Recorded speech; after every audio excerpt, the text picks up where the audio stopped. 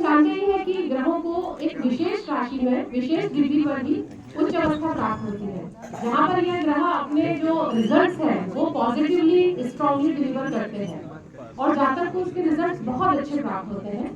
तो सबसे पहले हम बात करते हैं सूर्यदेव पर। सूर्यदेव हम जानते हैं कि मेष राशि में उच्च के होते हैं 10 डिग्री पर, और ये भी पता है कि मेष राशि चूंकि मंगल की है, ऊर्जा से भरी हुई। अब सूर्य जो है वो आत्मा के कारक है। आत्मा के बल के लिए या आत्मबल के लिए एनर्जी की बहुत जरूरत होती है, इसलिए सूर्यदेव को मंगल राशि में या मेष राशि में उच्च का माना गया है। दूसरे है चंद्रदेव, ये वृषभ राशि में 3 डिग्री पर उच्च के होते हैं। चंद्रमा जैसा कि विदित है जलीय तत्व से भरपूर होता है और वृषभ राशि पृथ्वी तत्व राशि होती है, और जल जहाँ रखे वहीं का आकार ले लेता है। पृथ्वी तत्व चूंकि स्थिरता और भावनाओं को दिखाता है, तो ये बहुत जरूरी है कि चंद्रमा की शीतलता और पोषण क्षमता को बरकरार रखने के लिए पृथ्वी तत्व आवश्यक हो जाता है। तीसरे आते हैं मंगल देव, ये मकर राशि में 28 डिग्री पर उच्च होते हैं। मंगल ऊर्जा, शक्ति, एनर्जी से भरपूर। वहीं मकर राशि जिसके स्वामी है शनिदेव, जो धैर्य, कर्म, अनुशासन को दर्शाते हैं।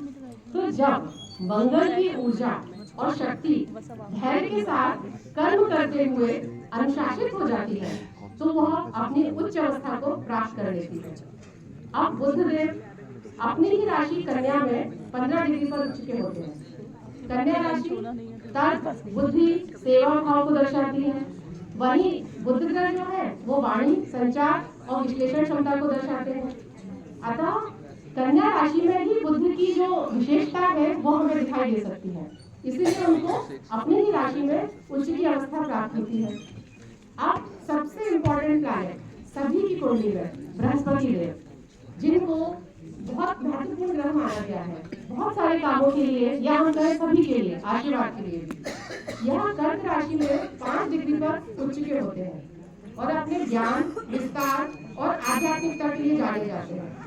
तो इसीलिए पोषण के लिए बहुत जरूरी है कि कर्क राशि इनको जलीय तत्व प्रदान करे और इनको पोषण पूरी तरह से मिल जाए। शुक्रदेव मीन राशि में, मैं थोड़ा शॉर्ट कर देती हूँ जो लिखा है क्योंकि मुझे 2 मिनट कम करते जा रहे हैं समझने के लिए।